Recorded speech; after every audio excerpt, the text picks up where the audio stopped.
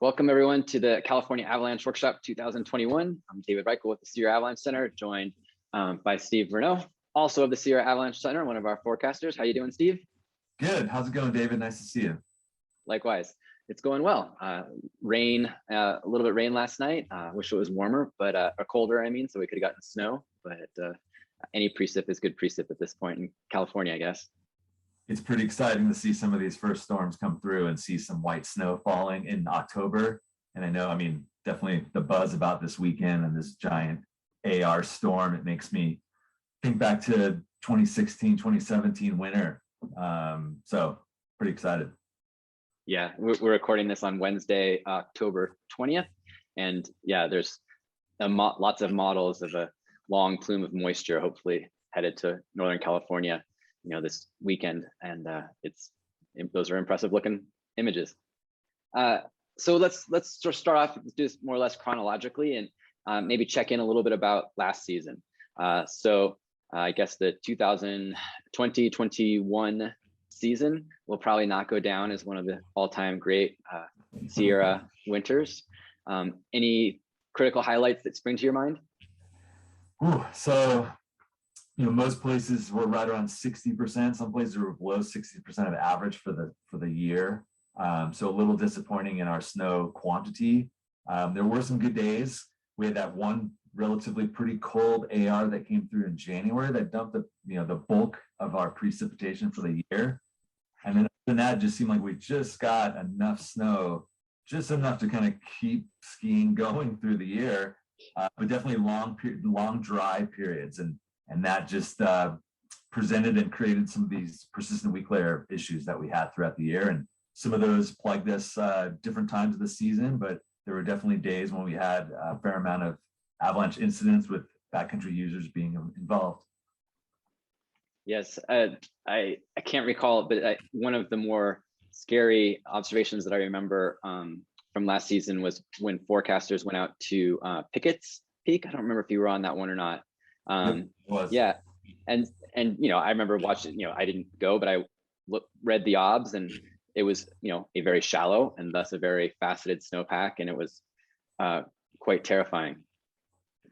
A lot of the season was, most storms stuck a little bit further to the north, meaning that most of the southern part of the forecast area was really low snowpack, and anything on the east side of the forecast area too, for the most part, was really shallow snowpacks. And so we had facets to even depth hoar in some locations, whereas some of the things along the Sierra Crest, and especially the northern part of the forecast region, they had a fair amount of snowpack and kind of behaved like a normal Sierra snowpack, where these other areas we were getting weeks of signs of persistent weak layers. We would get shooting cracks, we get wolfing, collapsing, really scary conditions to be out in, with some avalanches occurring and some avalanches not really occurring. I remember revisiting that Pickett's observation maybe 2 weeks or something after you originally did it, and it was the same. No one else had been there. All the evidence of your pit was there, and the results I got were incredibly similar. You dug the hole, and there's just lots of yucky sugar at the base of our snowpack. Not ideal. Yeah. We did have blanking on the date, but we had a blue sky powder day with some of our better skiing, where we saw multiple avalanche accidents. Do you recall that day, and do you have any thoughts on it? I believe it was the Friday before President's Weekend, and That's right. We got some snow. Conditions were finally shaping up to be some good skiing, and a bluebird day presented itself, and so everybody and their brother were out skiing that day. We had some mostly storm slab instabilities at the new snow, old snow interface, and we had a widespread avalanche activity with I think the most avalanche incidents we had throughout the whole year were centered on that one day. We had several people that were partially buried. We had some big accidents. One required a heli evacuation. So yeah, pretty big, intense day.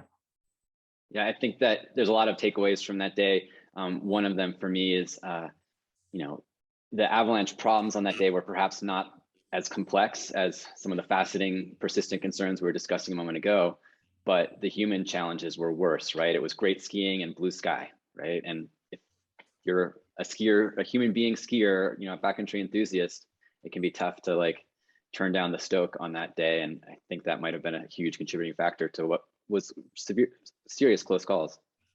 Yeah, and on a year that we didn't have a lot of good powdered day skiing, so that was happened to be one of them, and you know, definitely can be problematic, those conditions when they present themselves.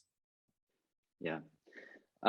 Last season, nationwide, you know, it was one of the worst for fatalities we've had. It was the worst in over a decade, and I think 37 folks died in the U.S. There was one fatality in our forecast area, up on the Donner Summit sort of area north of Donner Pass, I guess. Can you address that? Yeah, so I didn't. The other two forecasters ended up going on the to report on that avalanche, but it was a couple of snowmobilers that went up to the top of Frog Lake cliffs, and one individual got off his snowmobile and took steps towards the cornice, and the cornice collapsed, and he fell down the cliff, which was approximately about 800 vertical foot fall. We had another storm. It was later in the season. We had wind slabs, we had cornice issues, and that was kind of towards the tail end, but obviously the cornice was still weak enough not to be able to hold the weight of a person, and he got out on the very end of it, and unfortunately it collapsed. So really sad event. Yeah, really sad event. I was skiing with my family at a ski resort in, I think at Kirkwood on that day of the accident. And I recall there being like kind of low cloud cover and poor visibility, you know, almost whiteouty type conditions, which, you know, when I came home and read about this accident, I could really kind of put myself in the shoes of the individual to some extent, and appreciate that you get to the top of an area and you can't see very well. You take a few steps without great spatial awareness, and I can see how that accident happened. And it just, for me, like drives home one of the, you know, cornices, or certainly one of those hazards in the mountains that we have to be vigilant about all the time. Yeah, that's a great point. I think that was one of the big contributing factors, that he just couldn't really see and hadn't really been there before, and just didn't know what to expect necessarily. And yeah, cornices are something that we deal with pretty much all winter long, right? Every storm, and it doesn't really stop, right? It continues all the way through the spring, and as they get weak again in the springtime, there's just one of those mountain hazards that we have to think about all the time when we're traveling around. Agreed.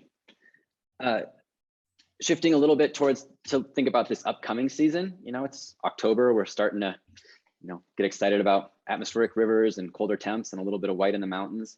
What do we got planned for this winter? Well, we're excited to start. It looks like we're off to a decent start, especially with some of these forecasted storms. Operations at the Sierra Avalanche Center are relatively the same. We have the same 3 forecasters coming back and 2 observers in the field, and we're planning on starting observations at the end of this month, so the end of October into early November, and then depending on snow coverage, we'll start forecasting as needed. You know, hopefully, depending on conditions, mid-November to the beginning of December timeframe. Awesome, looking forward to it. Technically, we have 3 observers, David, Travis, and Jason, but two's pretty close. Thank you. Sorry. No worries. I mean, I am pretty part-time, so it's allowed. And just David, stepping back to last year being a pretty unique year, not just locally, but on the whole west coast of the United States. A lot of places had similar conditions to us, where we got some snow, especially some early snow, and then we had these long durations of cold, dry temperatures that really promoted this faceting regime throughout most snowpacks throughout the West. And we saw widespread avalanche activity, persistent slab avalanches, deep slab avalanches eventually, and there were multiple fatalities throughout the West, and some of them were large groups, which we haven't really seen as much in the past, where we had groups of 4 people, up to 4 people groups that were dying in avalanches. So a big difference, and obviously a lot of it, these tricky persistent slab weak layers that are much harder to forecast, much harder to know when they're going to avalanche and when they're not going to avalanche. kind of that tipping point, right? Until it gets enough load for it to avalanche. So anyways, it's pretty unique season nationwide. Yeah, and those conditions are not, thankfully are not consistent every year, right? And last year might have been one of the worst kind of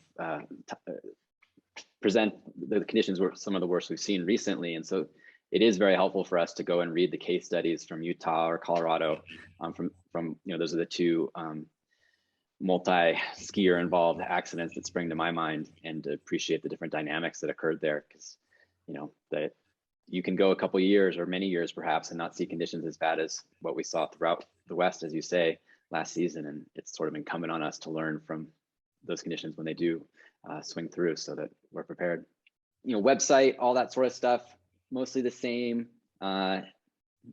These will be pretty consistent, I think, going into this season. We've made some tweaks on some of the observation forms, some of the website, just to make things a little bit more user-friendly and easier to use for folks to submit observations to us, and just easier for people to use our products overall.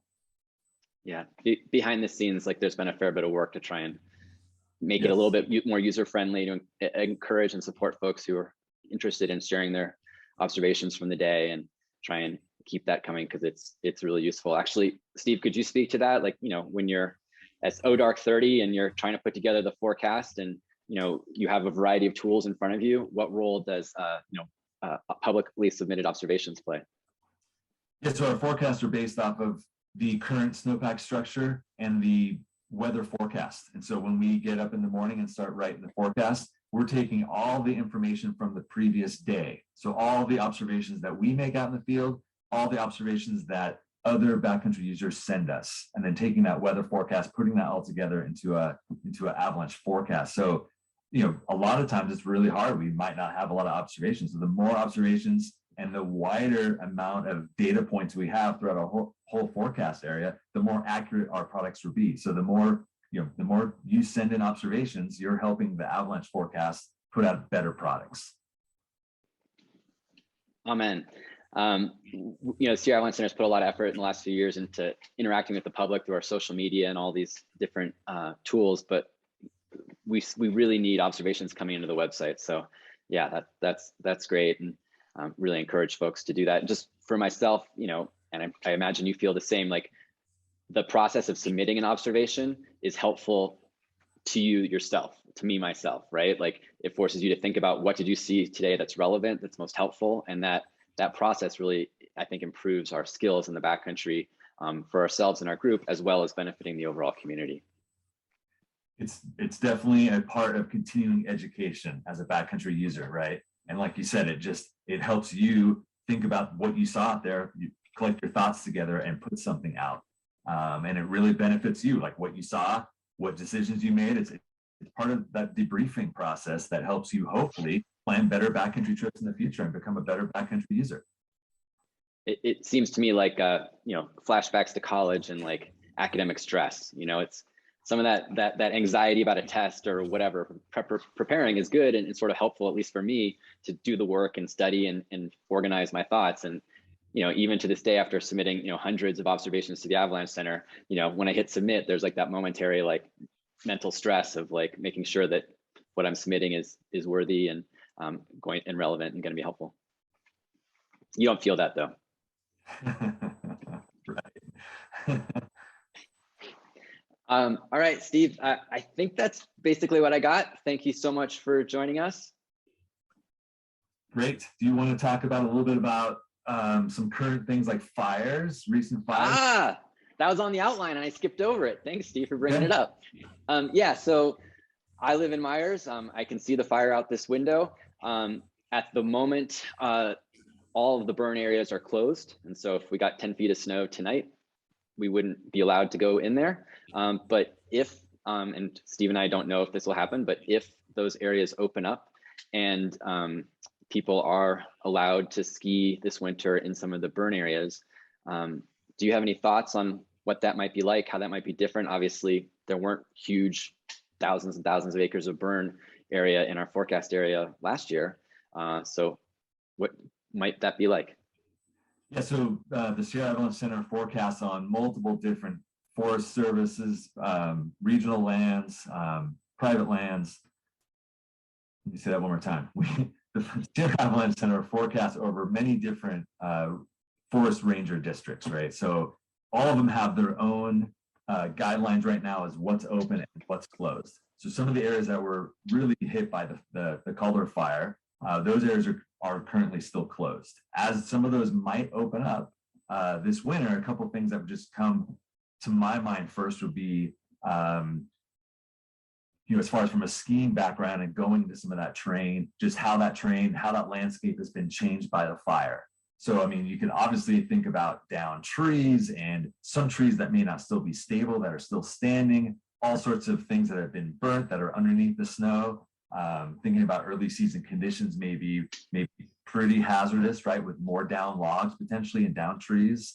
As the snowpack grows, we may have other issues, right? As the landscape may have been changed in some spots. So some places that were below tree line terrain may now be near tree line terrain and be void of trees. And so we may get different wind loading patterns. A lot of this is speculation until really we get out there and see like what has actually happened in some of these areas. And I'm sure some areas it's going to be more pronounced, and some areas it just may be a lot of blackened trees that are still up. So a little bit of unknown until we kind of see what's going on out there. Yeah, I mean, I think anytime we have an unknown element in our planned excursion in the backcountry, it's appropriate to sort of dial it down a little bit. And I agree. I mean, we have not seen this terrain, like very few people have really, and how it might be altered by those conditions. I think it will be an interesting thing to monitor throughout the season. And we were just talking about observations and, to see if some of these areas are different than part of the forest quite close to them that didn't burn. If there's more wind effect, as you mentioned, more wind slab, more sun effect because there's fewer trees, and who knows, all kinds of different things that could occur. I'm interested to see how that is. And I hopefully we don't have to deal with this a ton in the future, but we will have more experience if everyone is sharing their observations from this year to inform it if it does occur in the future. Right.